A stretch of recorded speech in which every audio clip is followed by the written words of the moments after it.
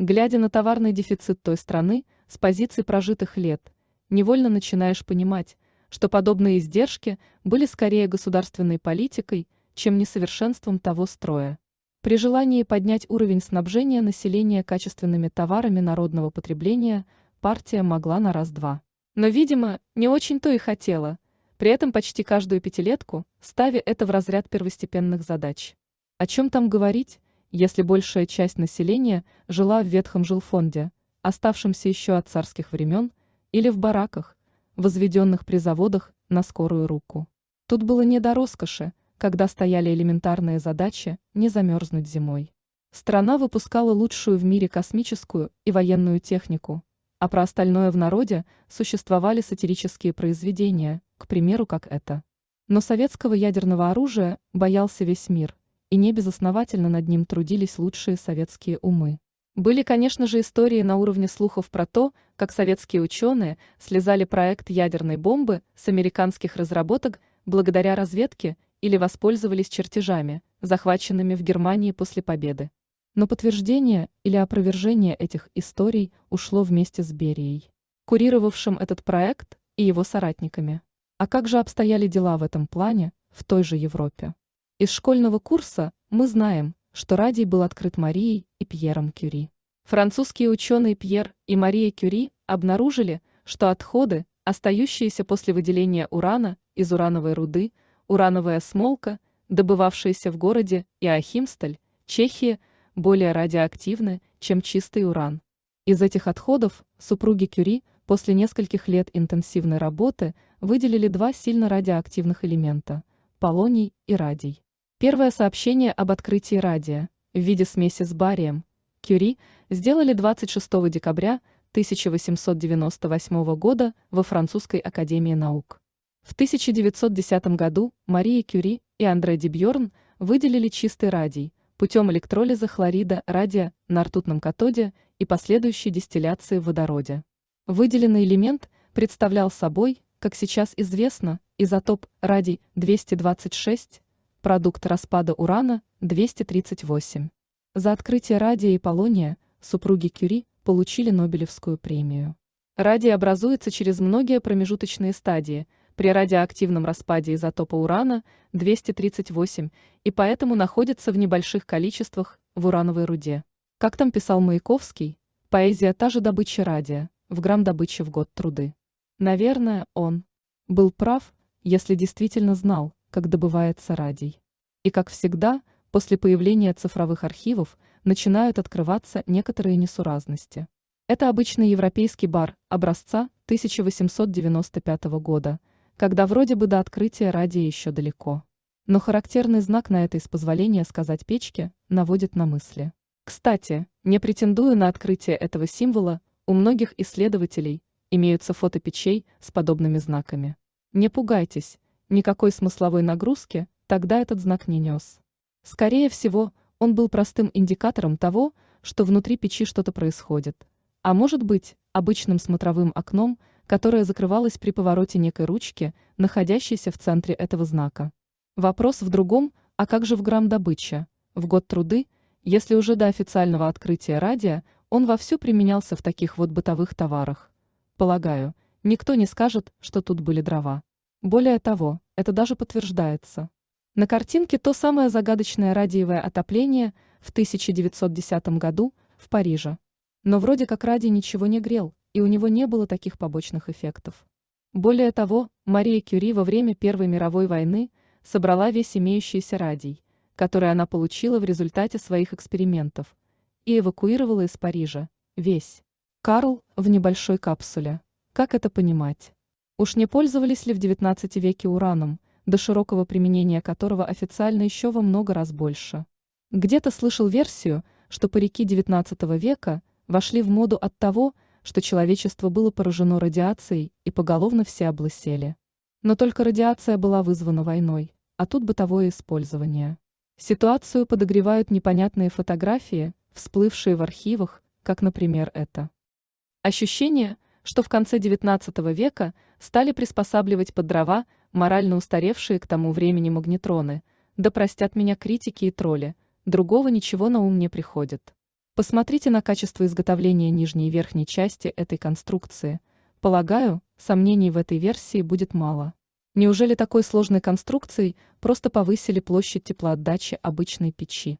Очевидно, это все же приспособление под дрова каких-то неведомых доселе агрегатов, которые достались человеку непонятно от чего. Может, и от космического корабля. А скорее всего, все было одинаково люмпинизированная часть населения после получения свободы начала превращать в дровяные печи, буржуйки, все, что находило и что ранее давало тепло, но было инженерно устроено так, что разгадать секрет им было не по силам, как такое могло получиться. Если, например, люди под страхом чего-то покинули города и жили при земле, чтобы прокормиться, фотодоказательств пустых городов очень много, достаточно было смениться одному поколению, чтобы произошло именно так. Появилось новое поколение со стертой памятью. И если кто-то придумал историю этих людей за них и для них, то ее никто не стал опровергать, так как было по-настоящему, никто не помнил. Если надо было придумать пролетарскую революцию, пожалуйста. Надо было бы придумать что-то другое, никаких проблем. Если перед крестьянами стояла задача выжить, на идеологию особого внимания никто не обращал. Впрочем, вернемся к теме. После 1920 года люди стали способными производить только такое, что с незначительными изменениями дожило и до наших дней. Сменилось уже совсем много поколений, и все уверены на 100%, что такие печи были предназначены только для дров с углем. И не кстати взявшееся в архивах, то самое радиевое отопление начало с треском разрушать эту стройную версию, прожившую не один десяток лет. И это несмотря на то, что в архивах его существование тщательно зачистили. В этом руководстве по обжигу кирпича, описанному здесь, неоднократно звучала фраза «топить». Колокол. Собственно, эти колокола обведены.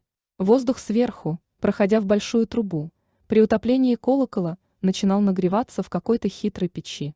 Затем, пройдя через ряды сырых кирпичей, горячий воздух выходил в отверстие, как и показано стрелками.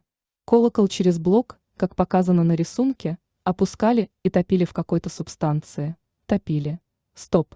Почему сейчас про все печи говорят «топить», хотя никаких утопляемых деталей там и близко нет? При слове «топить» возникают ассоциации разве что с Герасимом и Муму. Возвращаемся к фото. У этой красивой печи сверху тоже есть деталь, напоминающая колокол.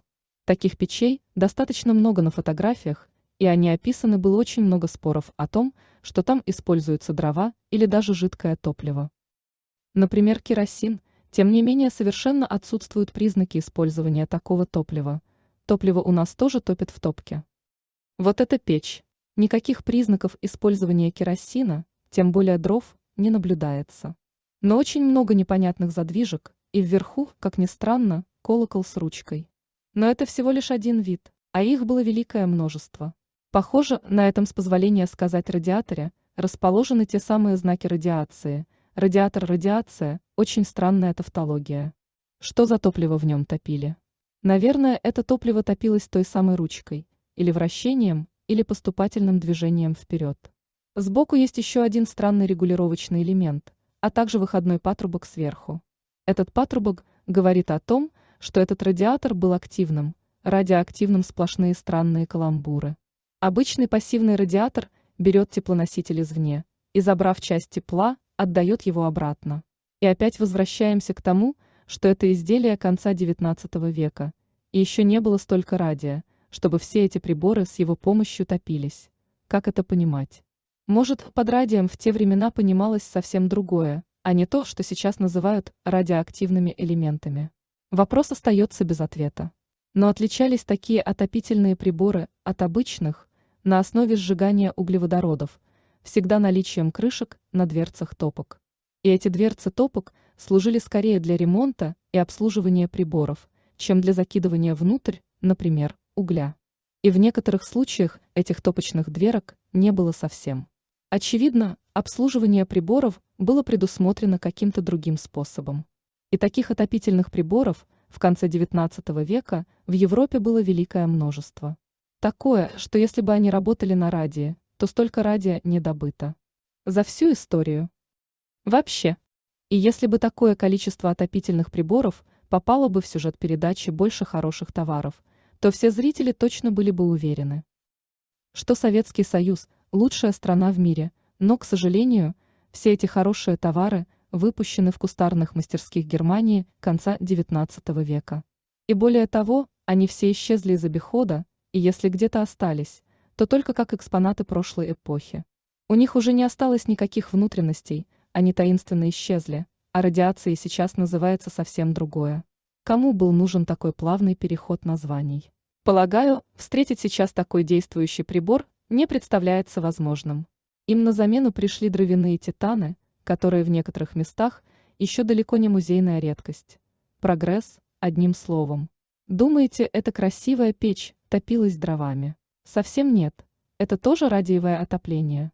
И оно здравствовало еще в начале XX века. Маяковский, похоже, придумывал свои стихи в угоду политической конъюнктуре.